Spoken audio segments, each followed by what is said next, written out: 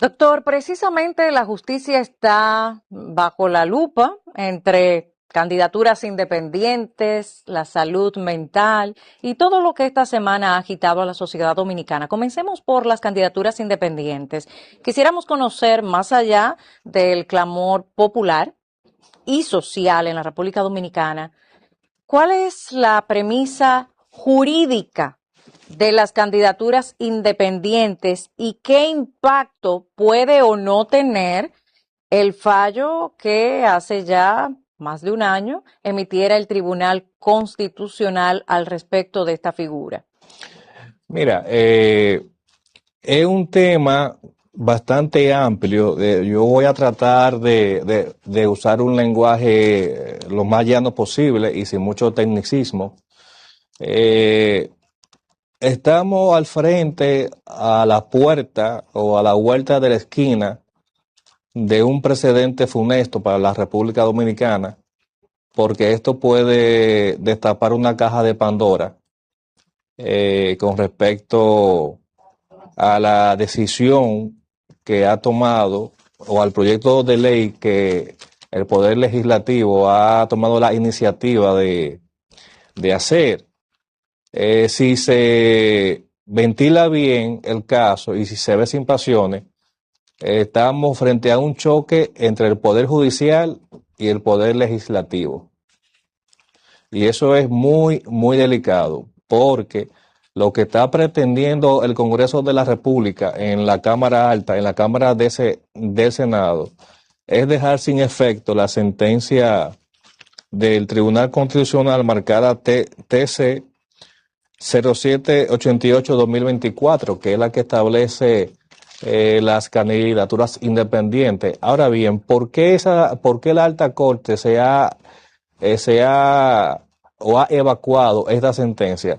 La Constitución dominicana es clara en decir que todo ciudadano con pleno derecho tiene pleno derecho, valga la palabra, a ser elegido, a elegir y ser elegido.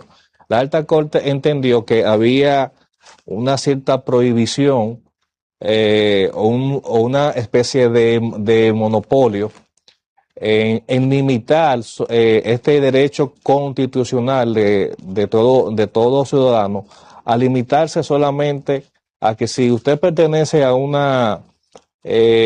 partido político, a un movimiento político, entonces usted puede ser o no candidato o vicecandidato a cualquier elección popular.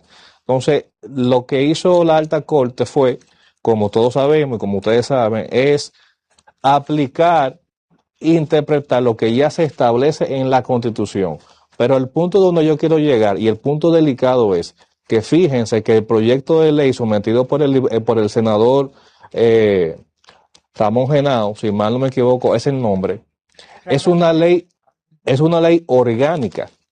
O sea, es una ley orgánica. O sea, jamás en la vida una ley puede estar por encima ya de una sentencia del Tribunal Constitucional, que todo el mundo sabe, hasta el que no es abogado, hasta el que no es jurista, sabe que las sentencias del Tribunal Constitucional son oponibles a todos los poderes del Estado, a todos los poderes del Estado.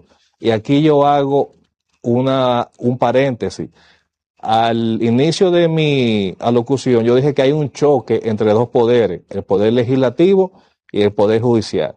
Pero a a una sentencia del Tribunal Constitucional ser oponible a todos los poderes del Estado, entiéndase que también es oponible al legislativo y al ejecutivo. Entonces, fíjense cómo por primera vez, no recuerdo otro precedente, pero es la primera vez que yo veo que hay un choque tan delicado entre el poder legislativo y el poder judicial, que los legisladores, con una simple ley orgánica, que todavía ni siquiera es ley, está en proyecto, pero todo el mundo sabe que eso va a ser aprobado, porque solamente dos diputados o dos senadores, no recuerdo el nombre, lo tengo en mis notas, fueron los que se pusieron y 118 le dieron el visto bueno a ese proyecto de ley. O sea, esto puede abrir una caja de Pandora que en un futuro no muy lejano, muy cercano, cualquier decisión que emita el constitucional que no sea de agrado a la élite política o a los mismos legisladores, entonces ellos van a emitir cualquier proyecto de ley orgánica para dejarla sin efecto. Pero yo me voy más allá. Si eso tuviese asidero jurídico, entonces los jueces del Tribunal Constitucional, si en un mañana, si el mes que viene, en un futuro cercano, quieren eliminarlo, también pueden ser eliminados con un proyecto de ley orgánica por el Poder Legislativo. No. En dado caso, y es propicia la ocasión para recordar que el Tribunal Constitucional no fue creado por una ley orgánica, fue creado por la Constitución del 2010. Exactamente. Y eso es bueno ponerlo, como decimos, lo que leemos mucho, ponerlo en amarillo. Entonces, en dado caso, si quisieran eliminar el, vamos a decir, en este caso, el Tribunal Constitucional, que dicho sea de paso, en el 2010 yo no simpatizaba por el Tribunal Constitucional. Yo simpatizaba por una sala constitucional dentro de la Suprema Corte de Justicia. Pero al punto donde yo quiero llegar es que hubiese sido más elegante, por ejemplo, que ellos hubiesen intentado modificar la Constitución del 2010 en el artículo que se crea esa alta corte. Pero aún haciéndolo así, todas las sentencias ya evacuadas y promulgadas por el Tribunal Constitucional no son revocables, aunque esa alta corte desaparezca. Entonces, fíjense cómo estamos al frente de una caja de Pandora. Y cabe bien destacar, todo el mundo sabe que lo que procede ahora, que si la Cámara Alta o las dos cámaras, la Cámara Baja y la Cámara Alta lo aprueban, entonces eso pasa al Poder Ejecutivo para la promulgación o no. Y yo aquí voy a ser muy responsable en lo que voy a decir. Ojo al Poder Ejecutivo confirmar eso, porque es pasible de que se le abra por primera vez a un presidente de la República un juicio político. Sabemos bien que el Congreso está controlado eh, por el partido oficialista, pero ese ruido al Poder Ejecutivo en estos momentos, que ha tenido tanto ruido en estos 6 años de gobierno, 6, 7 años, ya perdí la cuenta, no le conviene. Pero desde el punto de vista jurídico y aplicando el protocolo legal, si el Poder Ejecutivo firma y da como bueno y válido esa ley orgánica de la eliminación de las candidaturas independientes, puede ser pasible de que se le abra un juicio político al presidente de la República, por lo que ya yo he explicado anteriormente. Mira, Santelis, tú has tocado un tema, puntos sumamente importantes, que es el choque entre el poder legislativo y el poder judicial. Y qué tan vulnerables somos entonces ahora con las sentencias erogadas por el Constitucional, que ahora cualquiera puede ir allí, no, mira, vamos a poner un proyecto de ley porque no me gusta esa sentencia y entonces vamos a eliminarla. Lo mismo puede hacer el Constitucional ahorita, bueno, espérate, vamos a analizar de nuevo tal artículo y vamos a llevárnoslo también, porque eso se puede, no importa.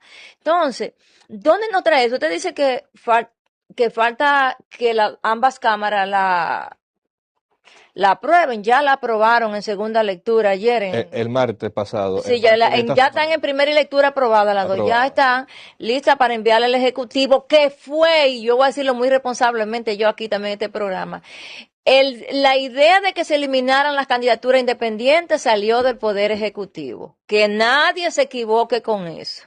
De la única manera que un proyecto de ley camine en bola de humo en el Congreso Nacional es cuando vienen del Ejecutivo. Y me reservo el nombre de los diputados que me lo dijeron, que es más de uno, más de dos.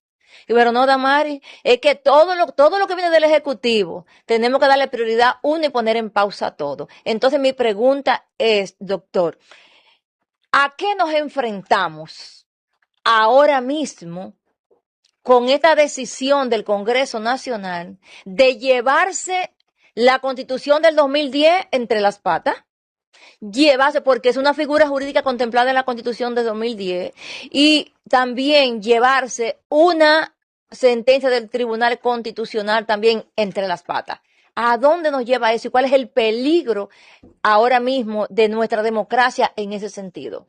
Mire, no es la primera vez que vemos que se desacata una sentencia del Tribunal Constitucional, pero en este caso no se trata solamente de un desacato a una sentencia. Lo vimos con la sentencia de la policía, que fue muy controversial, sobre consensual, sobre unión del mismo sexo, y muchísimas sentencias que han sido desacatadas. Pero en este caso, eh, no se trata, como yo dije anteriormente, de un simple desacato, es de una eliminación. Quieren eliminar una ley eh, para entonces tratar de dejar sin efecto una sentencia del Tribunal Constitucional. Y eso nos lleva a que nos enfrentemos, como usted dijo, a una revolución sociopolítica, pero sobre todo social. Porque es buena, es también propicia la ocasión para decir en esta tribuna que de eso, que si eso se lleva a cabo, tenemos 4 o 5 años, o no sé cuántos años, que hay sectores foráneos, nacionales y extranjeros, que están buscando entonces cómo dejar sin efecto la famosa sentencia patriótica 168.13 sobre la nacionalidad. Entonces, este tema, este choque de poderes es tan delicado que ni siquiera se limita a las puertas del aspecto político. Esto puede servir como un trampolín para llegar a afectar inclusive la soberanía de la República Dominicana, porque entonces si eso es bueno, si eso pasa como bueno y válido y se crea ese precedente, bueno, entonces vamos a todos esos sectores que tienen años, que es un secreto a voces, que un ex juez del Tribunal Constitucional lo dijo también el magistrado Jotin Curi, dio la voz de alerta, no me acuerdo en qué año, que hay sectores y también eh, los vinchos, como le dicen, hay sectores que vienen trabajando incansablemente en cómo derogar, en cómo dejar sin efecto la famosa sentencia 168.13. Entonces, de esa puerta a donde nos lleva, puede servir como trampolín a que nos extrapolemos a otro tema más delicado. Porque si usted me dijera que solamente se limita al aspecto político, a los intereses de los partidos políticos, y no pasa de ahí, no es que deje de ser grave, pero no amenaza, primer punto, la soberanía de la República, no lacera la seguridad jurídica de la República Dominicana y sobre todo no amenaza la nacionalidad dominicana, porque como vuelvo y he dicho ya de forma repetitiva, eso se puede extrapolar a que otras sentencias más neurálgicas, como la que ya yo he mencionado, también sean susceptibles de que mañana, la semana que viene, el mes que viene, cuando sea, también se quede sin efecto. O sea, ¿sería retroactiva una ley posterior al fallo del Tribunal Constitucional? Eso es lo que yo estoy explicando. Y, y qué bueno, Karina, que usted me hace la pregunta, porque anteriormente yo dije que supongamos este escenario. Desaparece el Tribunal Constitucional porque modificaron la Constitución.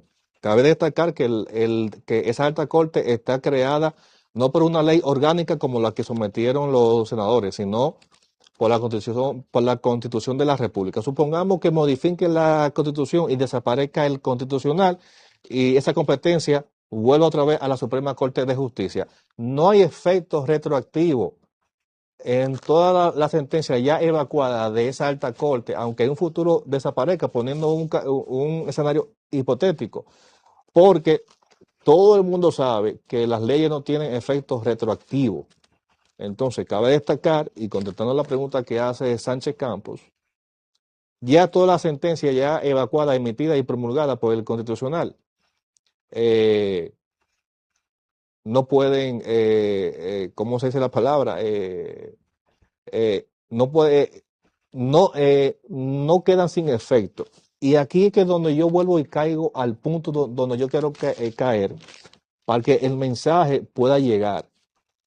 Es que desde el punto de vista jurídico, desde la lógica jurídica, es imposible, modificando la Constitución de la República, sometiendo cualquier proyecto de ley orgánica, es que no se puede dejar sin efecto una sentencia del Constitucional. Y por eso es que yo he dicho y he titulado este tema como un choque funesto entre el Poder Legislativo y el Poder Judicial, donde el Poder Legislativo está desafiando de forma grotesca y burda al Poder Judicial. Pero el interés de un sector político es tan malicioso que que no ven que eso que están haciendo o esa caja de Pandora, como dije anteriormente, puede servir como trampolín a muchas cosas que van a afectar no solamente en la vida política, sino la soberanía y la nacionalidad de la República Dominicana. O sea, estamos viviendo temas o tiempo muy delicados. Y esto me hace recordar una famosa frase del doctor Joaquín Balaguer, que yo catalogo el último presidente de la República. Desde el 96 para acá no hemos tenido presidente.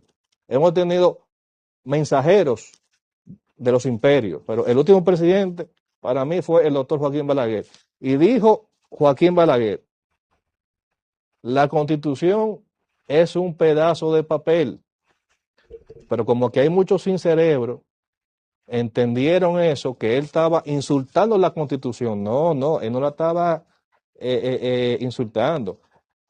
Él lo que estaba diciendo era adelantándose a los tiempos que estamos viviendo, porque fíjense cómo la Constitución la modifican cada vez que sube un gobierno, modifican la Constitución. Y eso es lo que a él se refería, que aquí los sectores políticos, todos los partidos, inclusive el de él mismo también, porque están todos metidos, han cogido la Constitución de la República como un pedazo de papel. El punto de eso es que entonces tendríamos que colocar en una misma plataforma seguridad jurídica y democracia con el filtro de la legitimidad, porque de hecho tener fallos del Tribunal Constitucional olímpicamente violentados por poderes del Estado está dando una lectura, aunque funesta, muy real de los vestigios de dictadura. Entonces, partiendo de ahí y viendo que el monopolio del sistema de partidos políticos en República Dominicana pretende como alzarse de alguna manera en figura exclusivamente representativa de la democracia, ¿qué le queda rápidamente en apenas un minuto si pudiera cerrar la idea de al pueblo dominicano que tiene el derecho a elegir y ser elegido, partiendo de esto que estamos viviendo, poderes del Estado enfrentando al Tribunal Constitucional? ¿Cuál es la vía para el pueblo dominicano ejercer su derecho de elegir y ser elegido? Es la pregunta que me hace. Sí, ¿qué Perdón. vía le queda legal? No. Porque aquí todo esto lo estamos viendo bajo el tamiz legal y jurídico, pero vemos que tenemos una crisis de legitimidad cuando la seguridad jurídica, por un lado, y la democracia pasan por el filtro peligroso de lo que decidan los poderes del Estado al margen del Tribunal Constitucional. No, perdón. Lo que pasa es que yo guardé un poco de silencio porque yo pensaba que Karina estaba haciendo un juicio de valor. Yo también pensé que era el juicio de valor. Y no sabía que era una pregunta. Mira, no me gusta admitirlo, pero debo de ser responsable. Nos están obligando o están obligando al pueblo a que lo que pasó en el 65 sea cuento de hadas, a una revolución cívica social, porque es tanto la gota que cae en una piedra que le hace un hoyo. Entonces, nos están llevando y casualmente yo estaba comentando detrás de cámara antes de entrar al estudio con Damari, que prácticamente hicimos un programa afuera. si tocan la sentencia 168.13 y otras que son tan neurálgicas, aquí se va a una revolución eh, sin precedente, pero muy peligrosa, porque no solamente se va a limitar a una revolución, sino que esa revolución social cívica puede ser tan grande que seamos intervenidos eh, por Estados Unidos, como pasó en el 65, como pasó cuando había una inestabilidad sociopolítica. Y eso es lo que han estado buscando intereses potencias como Estados Unidos, como Canadá. Crear una inestabilidad de esta parte de la isla, de la parte oriental, como le dicen, para tener una excusa y volver a hacer lo que ya han hecho en, en ocasiones anteriores. Y hasta ahí es donde llega la ignorancia de los legisladores, que eso puede contestar la pregunta de Sánchez Campos. Fíjense la ignorancia de los legisladores, porque es que no solamente se están limitando a proteger sus intereses políticos, partidarios de un grupito, sino es que es tanta la angurria que están poniendo en un hilo de chichigua, para no decir otra palabra, en un hilo dental, la soberanía de la República. Están poniendo en peligro primeramente la seguridad jurídica.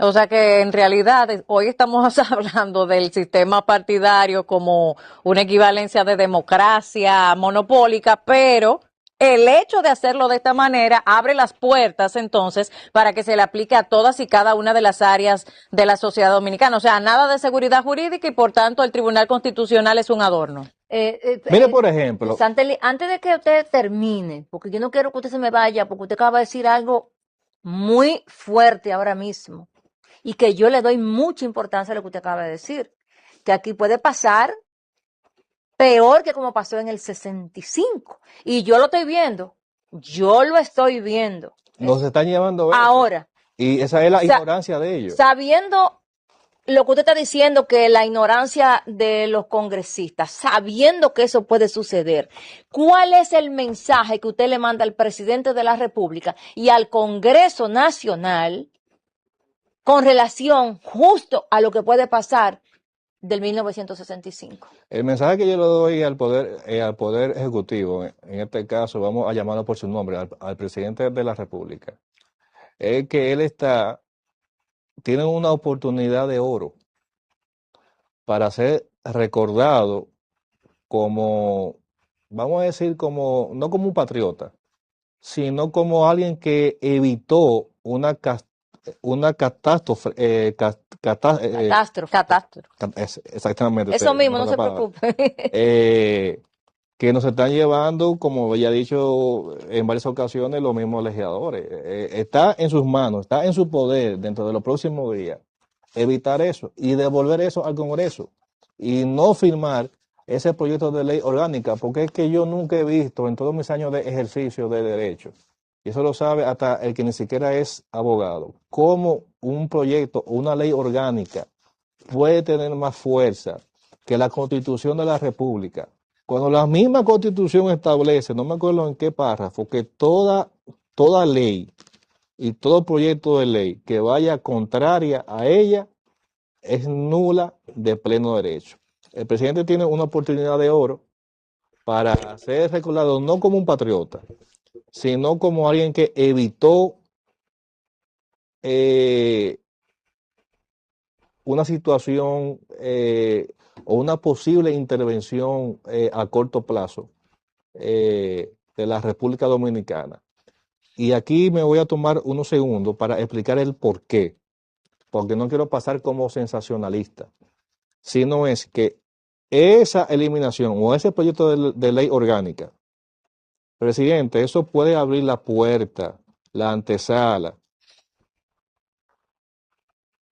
a que muchas sentencias, y vuelvo y las repito porque me veo obligado a repetirla, la famosa sentencia 168.13, que muchos países y muchos sectores extranjeros están buscando día y noche cómo dejarla sin efecto. Si eso pasa como bueno y válido, apunten la fecha de hoy y en un futuro busquen el corte de esta entrevista, porque eso puede traer como consecuencia una intervención eh, de Estados Unidos al país a raíz de que se produzca una inestabilidad sociopolítica en la República Dominicana. La excusa perfecta bajo la fachada de supuesta legalidad. Ahora bien, también finalmente en estos últimos minutos no quisiéramos dejar pasar otro tema que ha sido puntero en la República Dominicana. La salud mental también está en la balanza de la justicia con dos casos que comparten el mismo fondo, aunque distintas condenas. Y para ser más específicas, imputabilidad e inimputabilidad teniendo un mismo contexto. Nos referimos al caso de Yan Andrés Pumarol y el caso de la doctora Ana Josefa Castillo García. ¿Cuál es la realidad legal y jurídica que en el caso de Pumarol, que hace apenas unos días el juez estuviera emitiendo su auto de no al lugar, corresponde? ¿Cuál es la diferencia? ¿Por qué el tratamiento es la diferencia? Eh, lo que yo voy a decir quizá a muchas personas les sorprenda, inclusive a ustedes mismas que están aquí en cabina. El juez del caso Pumarol, protocolarmente y jurídicamente, él actuó bien. ¿Por qué yo digo eso? Él aplicó lo que tenía en las manos, lo que las leyes le ponen en las manos. Nuestras leyes establecen, o nuestro ordenamiento jurídico establece dos tipos de interdicto. Existe lo que se llama la figura del interdicto judicial, que se divide en dos, en los menores de edad y en los mayores de edad que tienen alguna incapacidad mental, los llamados enajenados mentales. En este caso, los menores de edad no son imputables independientemente del hecho que cometan, pero sí sus padres y tutores. Lo mismo aplica en los casos de personas mayores de edad que tienen una condición psiquiátrica, psicológica, que son enajenados mentales y por tanto, desde la óptica jurídica, o la ley así lo ha establecido, y el mismo legislador, como creador de la ley, ha establecido que una persona que se compruebe que tiene una condición no psicológica, psiquiátrica, porque todos tenemos una condición psicológica, pero en este caso ese joven, o no joven, porque ya es un hombre de 30 y pico de años, eh, tenía una condición psiquiátrica. El juez lo que ha hecho es aplicar lo que la misma ley dice en base a las pruebas que le aportaron. O sea, se comprobó de que esta persona realmente tiene desde hace 10 años una condición psiquiátrica que es víctima de esa condición.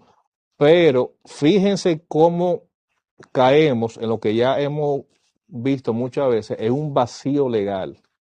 Y, y es que si bien es cierto que un enajenado mental o un menor de edad o un interdicto judicial, independientemente de las dos calidades, no es imputable a un hecho cometido, no menos cierto es que sí sus tutores o sus padres, en este caso sus cuidadores, son responsables eh, por los hechos cometidos sobre esta persona.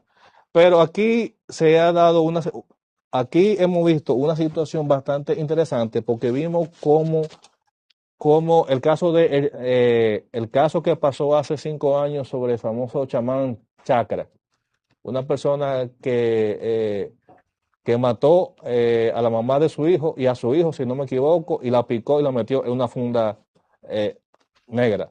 A ese le dieron prisión preventiva. A ese, eh, a ese también, no corrió la misma suerte. La doctora, creo que era policía, que mató a su hija porque el diablo le dio un mensaje y dijo que la matara.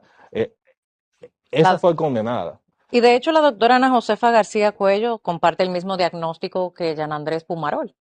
Sí, por Y eso esa es la contradicción que alarma también a la sociedad. y por eso es que el caso Pumarol se ha hecho tan chocante, porque hemos visto cómo el Poder Judicial, como en este caso dos tribunales diferentes, teniendo el mismo ordenamiento legal, le han dado tratamiento diferente a ambos casos. Entonces, esto me recuerda a algo que dijo en un tiempo atrás, hace creo que 15 años atrás o 10 años atrás, la magistrada Ajelán Casanova. Los jueces a veces nos vemos, eh, eh, somos víctimas de la presión mediática y social. No es cierto que que todos los jueces emiten decisiones judiciales apegadas eh, al protocolo jurídico. Pero en el caso Pumarol, quiero decir algo muy importante que a ustedes les van a llamar la atención. El juez estableció en su sentencia de no lugar que él no podía, que él era un peligro para los presos o los privados de libertad de la cárcel donde se enviara. Pero él duró 3 meses preso y no pasó nada. A ningún preso él le dio una galleta. No estaba aislado. Bueno, esos son temas que vamos a debatir y desmenuzar en otra oportunidad porque lamentablemente se nos ha agotado este preciado tiempo con usted, doctor Santelices, invitándole nueva vez para que comparta con nosotros el resto de estas consideraciones y valoraciones necesarias, porque aquí tenemos literalmente la sociedad dominicana pendiendo de un hilo en términos de justicia y seguridad jurídica. Muchísimas gracias al doctor Enrique Santelices Vila, jurista y académico, por habernos acompañado. Para una próxima entrega prometemos ampliar otros detalles. Gracias. Mientras, usted tiene el compromiso Sí. aceptado de regresar y No, ampliar. cada vez que Damari o usted me inviten, cuando yo entré aquí, Damari me dio una bienvenida como si yo fuera Percio Maldonado. Y dije, bueno, me están confundiendo con el dueño de esto. Pero quiero terminar. Y Priyanka Rodríguez. también está allí. Priyanka, mi amiga Rodríguez, que es acreedora en primer rango de mi afecto, cariño y respeto, una gran persona. Yo no quisiera irme de esta tribuna sin exhortar un mensaje a los legisladores con el tema de la salud mental. Tienen una oportunidad de oro para legislar sobre un proyecto de ley que trate la salud mental. Aquí solamente tenemos un centro hospitalario, si se llama, que trata la salud mental. Y si no me equivoco, el único que existe, que es el 28, o el famoso 28, creo que está cerrado desde hace muchos años. Entonces, en vez de ustedes llevar a la República Dominicana a una situación de inestabilidad sociopolítica y poniendo en peligro la soberanía eh, que tenemos en la actualidad, legislen por temas como la salud mental, que hoy es el caso Jean Pumarol, pero mañana puede ser un familiar de ustedes que sea víctima de un sujeto de esto. Bueno, Muchísimas gracias, Enrique Santelices Vila, abogado, jurista y académico de la República Dominicana. Cuando regresemos, otro tema que también preocupa a la sociedad.